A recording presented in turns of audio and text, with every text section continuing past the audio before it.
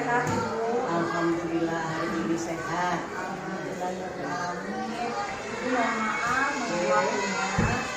Begini saya mau minta tolong mohon bantuannya Ibu kepala sekolah terkait dengan tugas CBT saya yang ada di Mendikbud 1, yaitu tentang pengambilan kebijakan tentang dilema etika.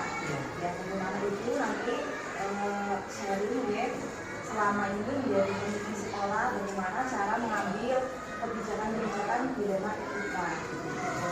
Boleh ini berbagi ilmu sama saya baru belajar. Sama-sama saya juga baru belajar. Jadi nanti sama-sama lah kita diskusi. Ini namanya diskusi ya Pak ya. Ya. Oke Ibu, saya langsung saja Ibu. Nanti saya ada beberapa pertanyaan yang saya akan ajukan ke Ibu. Mohon bantuannya Ibu. Oke, pertanyaannya pertama, selama ini bagaimana Ibu dapat mengidentifikasi kasus-kasus yang merupakan dilema etika atau rujukan moral di sekolah Ibu? Ini Mbak, kalau saya pribadi ya, kadang-kadang memang ada beberapa masalah yang harus diputuskan dua-duanya benar. Ini kan bingung ya Mbak ya. Nah, kalau itu saya biasanya memilih benarnya ini untuk apa dulu. Ya, kan kadang-kadang benar ini untuk masalah A bisa pas, benar ini untuk masalah B tidak pas gitu. Jadi kita mengidentifikasi dulu ya, ini benar, ini juga benar, tapi dibenarkan untuk hal apa. Paling saya seperti itu. Jadi di kelompok-kelompokkan dulu ya, baru kalau sudah itu baru saya mengambil keputusan. Itu memang sebuah dilema yang luar biasa bagi saya kadang-kadang. Wah, dua-duanya benar, itu pilihan yang sulit. Nah, itu keputusannya pada dalam hal apa? Paling seperti itu. Komunikasinya benar-benar ditimbang. Iya, mana yang terbaik? Iya, mana yang terbaik dan untuk apa? Dua-duanya bagus, tapi masalahnya apa? Oke, baik Ibu. Selanjutnya Ibu pertanyaan kedua.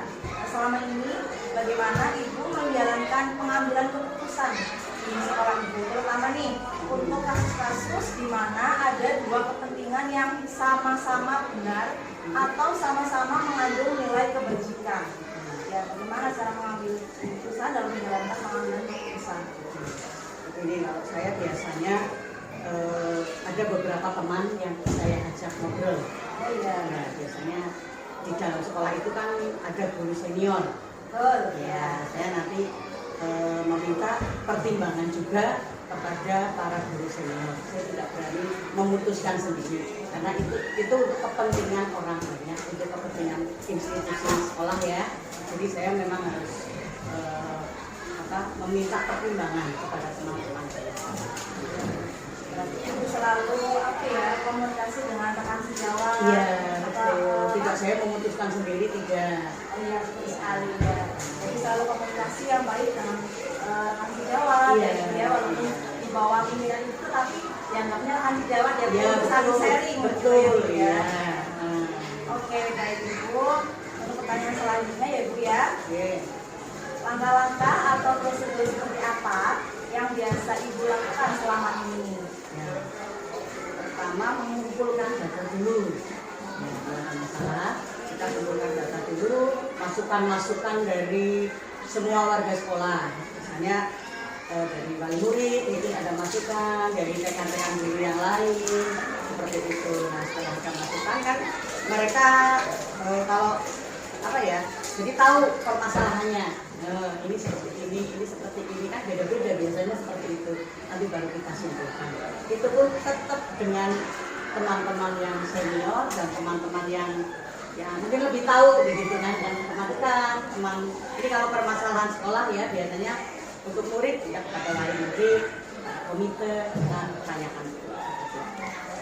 Jadi selalu kolaborasi dengan rekan sejawat, wali murid, stakeholder ya betul, dengan komite yang pada bidangnya ya betul ya, supaya bisa memutuskan masalah itu dengan tepat. Luar biasa Ibu. Jadi pasti seorang pemimpin yang selalu di sama bawahan selalu di menginspirasikan. Mudah-mudahan seperti itu. Ya, saya juga Bu, saya belajar dari Ibu, menginspirasi dari inspirasi itu saya ambil pelajaran dari Ibu nantinya. Walaupun kadang-kadang yang namanya membuat keputusan pasti ada yang tidak cocok kan ya. Ya pasti itu. Jadi sebuah keputusan ini pasti di antara teman-teman ada yang tidak cocok. Tapi kalau sudah diputuskan, sudah dari berbagai masukan dari berbagai pihak, insya Allah nanti yang lain yang belum cocok menyesuaikan. Luar biasa Ibu, pas inspiratif pasti ini Ibu. Insya Allah. Baik ya Bu, ini pertanyaan selanjutnya. Hal apa saja yang selama ini Ibu anggap efektif dalam pengambilan keputusan pada kasus-kasus dilema etika selama ini yang Ibu pimpin di sekolah Ibu? Menurut saya efektif ya seperti tadi itu. Jadi kita menanyakan dulu kepada teman-teman yang lain yang lebih tahu gitu ya, masukan-masukan lah. Kita mencari masukan-masukan dulu, terus diolah, baru kita putuskan. Tidak berani saya memutuskan sendiri ya, tapi harus ada masukan. Kalau perlu kita konsultasikan dengan atasan juga tidak apa-apa. Jadi kalau misalnya di dalam sekolah ini kok belum selesai, nah kita konsultasikan apa yang harus saya lakukan. Selalu membuka, ya, membuka pada siapapun. Tidak apa-apa. Jadi kalau misalnya di dalam sekolah ini kok belum selesai, nah kita konsultasikan apa yang harus saya lakukan. Selalu membuka, ya, membuka pada siapapun. Nanti kalau tidak bisa diputuskan di dalam sekolah, ke atasan gitu ya. Iya. Baik sekali Ibu. Selanjutnya nih Bu, hal-hal apa saja nih yang selama ini merupakan tantangan dalam pengambilan keputusan? Biasa ini pertanyaan yang luar biasa. Tantangan itu ya kadang-kadang begini ya,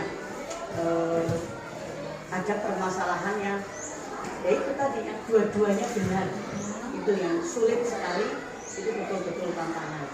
Jadi kalau sudah jelas ini nggak pas, ini pas, itu gampang memutuskannya. Tapi kalau dua-duanya benar dan harus berjalan, tapi kita harus memilih satu, itu tantangannya. Dilema baik kepada teman, kepada wali murid, kepada anak-anak dari kita. Kedua-duanya tidak ada yang Nah, iya, kita kan harus membuat keputusan yang dua-duanya itu harus adil ya. Nah itu yang sulit gitu. Jadi menurut ini adil, menurut ini betul. Ya, baik Ibu. Pertanyaan selanjutnya nih Bu, apakah Ibu memiliki sebuah tata cara atau jadwal tertentu dalam sebuah penyelesaian kasus dilema etika? Dan apakah Ibu langsung menyelesaikan di tempat atau memiliki sebuah jadwal untuk menyelesaikannya? Mungkin dalam bentuk atau prosedur seperti apa yang nantinya Ibu jalankan selama ini? Jadi ada jadwalnya, tidak langsung diputuskan sekarang begini begitu tidak. Jadi ada jadwalnya melalui tahap-tahap tadi seperti tadi. Jadi kita konsultasikan dulu, kita minta masukan itu baru berani memutuskan. Tidak berani langsung. Dalam sekali itu waktu seorang pemimpin sekolah juga meninggalkan tanggung jawab. Pas udah yang di sekolah semuanya Ibu membuka untuk masukan gitu ya. Betul. Tidak memutuskan sendiri gitu ya. Insya Allah mudah-mudahan seperti itu. Mudah-mudahan teman-teman yang lain juga menyadari hal itu. Sangat bisa sekali. Mudah-mudahan. Oke Ibu, untuk pertanyaan selanjutnya, adakah seseorang atau faktor-faktor apa yang selama ini mempermudah atau membantu Ibu pastinya ya dalam pengambilan keputusan? Jelas itu teman-teman. Ya, rekan-rekan satu sekolah ini, ya warga sekolah ini. Itu yang membuat saya mudah. Gitu. Menjalankan sebuah Iya apa ya, betul. ya? Kalau saya sendiri jelas tidak mampu. Pasti semua keputusan kalau ada masalah teman-teman yang membuat saya semangat, yang membuat saya ya itu tadi. Iya. Jelas Jadi, teman-teman saling yang bekerjasama. mendukung saya itu teman-teman. Bersama Iya. dukungan dari bawah ke atas dan menjadikan atasan ibu Iya. jadi semangat untuk memimpin sebuah Iya, betul. sekolah yang nantinya maju gitu ya Bu Iya. ya. Baik sekali Ibu. Ini pertanyaan yang terakhir Iya. ya. Dari semua hal yang telah Ibu sampaikan tadi, pembelajaran apa nih yang dapat Ibu dari pengalaman Ibu selama ini tentunya dalam mengambil keputusan Iya, itu betul. Jadi satu pengalaman itu yang berkesan ya bagi saya, Iya. yang betul-betul pilih. Kalau itu tadi, kalau ada sebuah permasalahan, dua-duanya benar, harus dilaksanakan semua, tapi tidak ada yang tidak benar sebetulnya. Ya. Itu sering kali muncul dan menjadi sebuah dilema dan pembelajaran yang paling berharga buat saya. Kalau ada sebuah permasalahan itu menurut saya harus kita sharing, kita dengan teman-teman, komunikasikan dengan teman-teman. Itu pembelajaran yang luar biasa. Jadi kalau saya memutuskan sendiri pasti hasilnya tidak baik. Akan lebih baik kalau saya berkomunikasi dengan teman-teman. Itu permasalahan insya Allah cepat selesai. Apapun. Ya. Baik sekali Ibu. Alhamdulillah ini pertanyaan dari awal sampai akhir sudah selesai. Terima kasih sekali Ibu sudah mau sharing berbagi bersama saya. Yang nantinya sebagai bekal jalan saya ke depannya Ibu. Terima kasih sudah mau sharing, sudah berbagi ilmu, dan Ibu luar biasa sekali ya. Pasti Ibu menjadi sekolah-sekolah yang inspiratif. Mudah-mudahan bisa seperti itu, dan mudah-mudahan apa yang saya sampaikan ini nanti bermanfaat bagi teman-teman semuanya, bukan hanya bagi magelangan tapi bagi semuanya.